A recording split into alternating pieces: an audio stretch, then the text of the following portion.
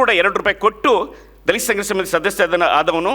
ನಾನು ಕವಿ ಹೌದೋ ಅಲ್ಲೋ ಗೊತ್ತಿಲ್ಲ, ಬರೆದಿದ್ದಾನೋ ಇಲ್ಲೋ ಗೊತ್ತಿಲ್ಲ, ಆದರೆ ನನ್ನ ಕೊನೆಯ ಉಸಿರಿನವರೆಗೂ ನಾನು ದಲಿತ ಸಂಘರ್ಷ ಸಮಿತಿ ಕಾರ್ಯಕರ್ತ. ಎಲ್ರಿಗೂ ನಮಸ್ಕಾರ. ನಾನು ಆಗಲೇ ಹೇಳಿದೆ, ತುಂಬ ಎಕ್ಸಿಸ್ಟ್ ಆಗಿ ಕುದುರೋದು ಕಷ್ಟ ಆಗುತ್ತೆ. ನಾನೇ ನಿಮ್ಮ ಎದುರುಗಡೆ ಕುದಿದ್ರು ಹಾಗೆ ಅನಿಸುತ್ತೆ. ಇರಲಿ, ಆದರೂ ಎರಡೇ ಮಾತನ್ನು ಹೇಳಲಿಕ್ಕೆ ಇಷ್ಟಪಡ್ತೀನಿ. ಕಳೆದ 3 ದಿನಗಳಿಂದ ಮಾತಿನ ಮಳೆ ಸುರಿದಿದೆ. ನಾವೆಲ್ಲ ಅದರಲ್ಲಿ ಒದ್ದೆ ಆಗಿದ್ದೀವಿ, ಕೆಲವು ಒಣಗಿದ್ದೀವಿ, ಏನೇನೋ ಆಗಿದ್ದೀವಿ. ಆದರೆ ಒಂದು ಮಾತನ್ನು ಹೇಳೋದಕ್ಕೆ ನಾನು ಇಷ್ಟಪಡ್ತೀನಿ.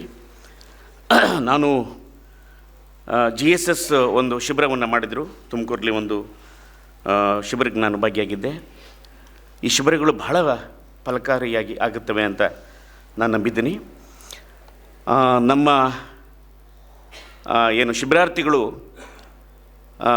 ದೀಪದ ಕುಡಿ ಹಾಗೆ, ಮತ್ತು ಇಲ್ಲಿ ಮಾತಾಡಿದ ಹಿರಿಯರು ಒಂದು ಪಂಜಿನ ಹಾಗೆ ನಾವೆಲ್ಲರೂ ಒಂದು ಬೆಳಕನ್ನು ಇಡೀ ಸಮಾಜಕ್ಕೆ ಕೊಡುವ ಅಗತ್ಯ ಇದೆ.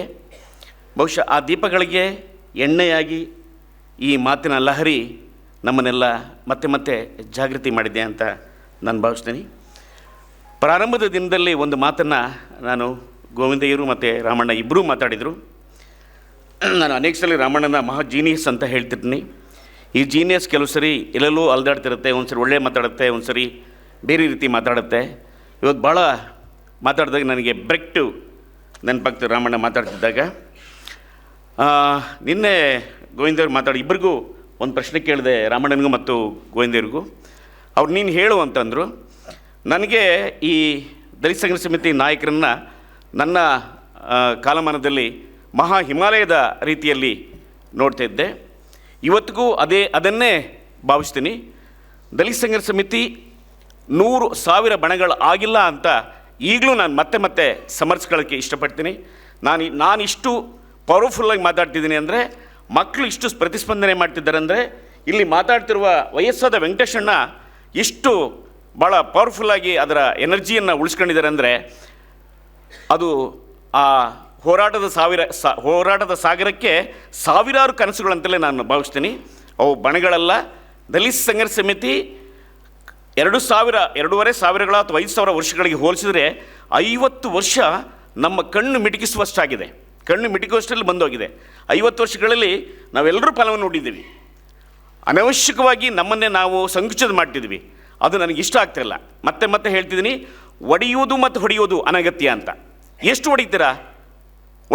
ಹೇಳ್ತೇನೆ, ಒಡೆಯೋದು ಅದರ ಅಗತ್ಯ ಇಲ್ಲ. ನಾನು 1000 ಬಣಗಳಲ್ಲೂ ಕೆಲಸ ಮಾಡಿದ್ದೀನಿ ಅಂತ ಹೇಳ್ತೀನಿ. 1000 ಬಣಗಳಲ್ಲೂ ನಾನು ಇದ್ದೀನಿ. ಮಾವಳ್ಳಿ ಬಣದಲ್ಲಿ ಇದ್ದೀನಿ, ಸರಸ್ವತಿ ಬಣದಲ್ಲಿ ಇದ್ದೀನಿ, ವೆಂಕಟೇಶ್ವರ ಬಣದಲ್ಲಿ, ರಾಮಣ್ಣನ ಬಣದಲ್ಲಿ ಇದ್ದೀನಿ, ಶಿವಾಜಿ ಬಣದಲ್ಲಿ, ಎಲ್ಲರ ಈ ಕೂತವ್ರು ಎಲ್ಲ ಬಣದಲ್ಲಿದ್ದೀನಿ. ಅಂಬೇಡ್ಕರ್ ಮನಸ್ಸಲ್ಲಿ ಯಾರ್ಯಾರಿದ್ದಾರೋ ಅವರೆಲ್ಲರ ಮನಸ್ಸಲ್ಲೂ ನಾನಿದ್ದೀನಿ. ಅಂದರೆ 1000 ಬಣಗಳಲ್ಲಿ ನಾನಿದ್ದೀನಿ ಅಂತ. ಖಂಡಿತವಾಗಿಯೂ ನಾನು ಅದು ಮತ್ತೆ ಹೇಳ್ತೀನಿ. ಈಗ ಸಂಘಟನೆ ಒಡೆದಿದೆ ಅಂತ ಮತ್ತೆ ಹೇಳುವ ಅಗತ್ಯ ಇಲ್ಲ. ದಯವಿಟ್ಟು ನಾನು ಮಾವಳ್ಳಿ ಶಂಕರಣ್ಣ ಹೇಗೆ ವಿದ್ಯಾರ್ಥಿ ಜೀವನದಲ್ಲಿ ಬಂದರೂ ಹಾಗೆ ನಾನು ಕೂಡ ₹2 ಕೊಟ್ಟು ದಲಿತ ಸಂಘರ್ಷ ಸಮಿತಿ ಸದಸ್ಯ ಆದವನು. ನಾನು ಕವಿ ಹೌದೋ ಅಲ್ಲೋ ಗೊತ್ತಿಲ್ಲ, ಬರೆದಿದ್ದಾನೋ ಇಲ್ಲೋ ಗೊತ್ತಿಲ್ಲ, ಆದರೆ ನನ್ನ ಕೊನೆಯ ಉಸಿರಿನವರೆಗೂ ನಾನು ದಲಿತ ಸಂಘರ್ಷ ಸಮಿತಿ ಕಾರ್ಯಕರ್ತ.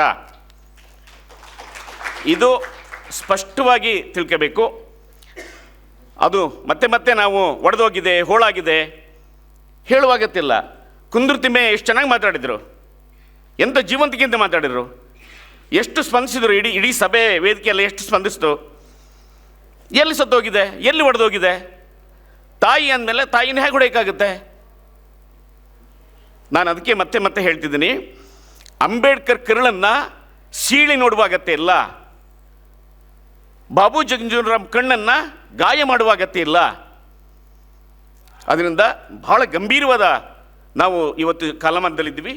ಒಂದು AI ಅಂದರೆ ಆರ್ಟಿಫಿಷಿಯಲ್ ಇಂಟೆಲಿಜೆನ್ಸಿ ಕಾಲದಲ್ಲಿದ್ದೀವಿ.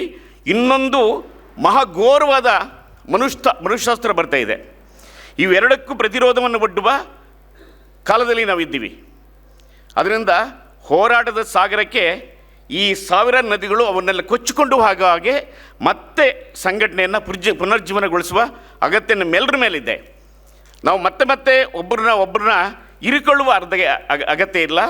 ನನಗೆ ಭಾಳ ಹಿಂಸೆ ಏನಂದರೆ, ನಾನು ಇನ್ನೊಬ್ಬರು ನೋಡಿ ಸಂತೋಷ ಪಡುವ ಮನಸ್ಸೇ ಇಲ್ಲ. ಬಾಬಾ ಸಾಹೇಬರನ್ನ ಯಾಕೆ 2 ಸರಿ ಸೋಲಿಸಿದ್ರೆ, ಅಂಬೇಡ್ಕರ್ ನೋಡಿ ಸಂತೋಷ ಪಡೋ ಮನಸ್ಥಿತಿ ದಲಿತರಿಗೆ ಇರಲಿಲ್ಲ. ಇವತ್ತಿಗೂ ಅದೇ ಮನಸ್ಥಿತಿ ನಮ್ಮೊಳಗಿದೆ. ಆ ಮನಸ್ಥಿತಿ ಹೋದರೆ ಮಾತ್ರ ನಾವು ಮತ್ತೆ ಕಟ್ಟೋದಕ್ಕೆ ಸಾಧ್ಯ ಆಗುತ್ತೆ. ಇಲ್ಲಾಂದರೆ ಮತ್ತೆ ನೇರವಾಗಿ ಇಂಥವ್ರೆ ಅಂತ ಹೇಳುವ ಅಗತ್ಯ ಖಂಡಿತ ಇಲ್ಲ. ನನಗೆ ಇಡೀ 3 ದಿನದಲ್ಲಿ ಒಂದು ಮಾತನ್ನು ಹೇಳೋಕ್ಕೆ ಇಷ್ಟಪಡ್ತೀನಿ. ಇಲ್ಲಿ ವೇದಿಕೆ ಮೇಲೆ ಬಾಬಾ ಸಾಹೇಬರ ಪ್ರಖರ ಆಲೋಚನೆಗಳು ಪ್ರತಿಫಲಿಸ್ತಿದ್ರೆ ಎದುರಿಗೆ ಇಡೀ ರಮಾಬಾಯಿಯ ಮನಸ್ಥಿತಿ ಕೇಳಿಸ್ಕೊತಿತ್ತು ಅಂತ ಅನ್ನಿಸ್ತದೆ.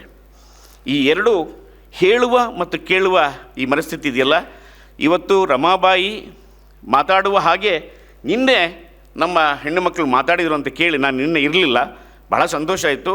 ಮತ್ತು ಪ್ರಾರಂಭ ದಿನ ನಮ್ಮ ಕೋಲಾರದ ಹೆಣ್ಮಕ್ಳು ಮಾತಾಡೋದು ನನಗೆ ತುಂಬ ಖುಷಿಯಾಯಿತು. ಆ ಥರದ ತುಂಬ ಸ್ಪಾಂಟೇನಿಯಸ್ ಆದ, ಒರಿಜಿನಲ್ ಆದ, ಸತ್ಯಪೂರ್ಣವಾದ ಚಿಂತನೆ ಇವತ್ತಿಗೂ ದಲಿತ ಸಂಘ ಸಮಿತಿ ಗಟ್ಟಿಯಾಗಿದೆ. ಅದು 1000 ಆಗಕ್ಕೆ ಸಾಧ್ಯನೇ ಇಲ್ಲ. 1000 ಆದರೆ 1000ದಲ್ಲಿ ನಾವೆಲ್ಲರೂ ಇದ್ದೀವಿ. ಆಮೇಲೆ ಎಲ್ಲ ಪ್ರತಿಫಲವನ್ನು ಉಂಡವರೇ. ನಾನು ಕಳ್ಳ ಅಂತ ಆಗಿದ್ರೆ ರವಿನೂ ಕಳ್ಳನೇ. ಅದರಿಂದ ನಾವು ಯಾರು ಕಳ್ಳರಲ್ಲ, ಕಳ್ಳರಾಗಿದ್ದಾರೆ ಎಲ್ಲರೂ ಕಳ್ಳರೆ. ಎಷ್ಟು ದಿನ ಇದನ್ನು ನಾನು ಕೇಳಬೇಕಂತ ನನಗೆ ಅರ್ಥ ಆಗ್ತಿಲ್ಲ. ಹೊಡಿತು ಎಲ್ಲಿ ಹೊಡೆದಿದೆ?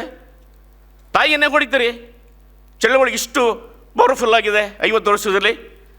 ಅದರಿಂದ ನಾವು ಸಮನ್ವಯಗೊಳ್ಳಬೇಕಾಗಿದೆ, ಒಳಗೊಳ್ಳಬೇಕಾಗಿದೆ. ನನಗೆ ಮನುಷ್ಯರಾಗೋದು ಅಂತ ಹೇಳ್ತಾರೆ. ಹಾಗಂದ್ರೆ ಅಸ್ಥಿ ಪಂಜರ ಆಗದೆ, ನಾವು ಅಸ್ಥಿ ಪಂಜರದ ಸ್ಥಿತಿಯಲ್ಲಿದ್ದೀವಿ ಈಗ ನಾವು. ಅದರಿಂದ ಮನುಷ್ಯರಾಗಿ ಮತ್ತೆ ಸಂಘಟನೆ ಕಟ್ಟುವ ವಿಷಯದಲ್ಲಿ ನಾವು ಈ ದೀಪದ ಕುಡಿಗಳಿಗೆ ಎಣ್ಣೆ ಹುಯ್ಯುವ, ಅವುಗಳನ್ನು ಪ್ರಜ್ವಲಿಸುವ ಕೆಲಸವನ್ನು ಮಾಡಬೇಕಾಗಿದೆ. ಈ 3 ದಿನದ ಶಿಬಿರ ಅತ್ಯಂತ ಯಶಸ್ವಿಯಾಗಿದೆ ಅಂತ ಹೇಳ್ತಾ ಅಕಾಡೆಮಿ ಅಧ್ಯಕ್ಷರಿಗೆ, ರವಿಗೆ, ಎಲ್ಲ ವೇದಿಕೆಯಲ್ಲಿ ಎಲ್ಲರಿಗೂ ಮತ್ತು ಮಾತಾಡಿದ ನಿಮ್ಮೆಲ್ಲರಿಗೂ ಅಭಿನಂದನೆ ಹೇಳಿ ನನ್ನ ಮಾತು ಮುಗಿಸ್ತೀನಿ. ಜೈ ಭೀಮ್.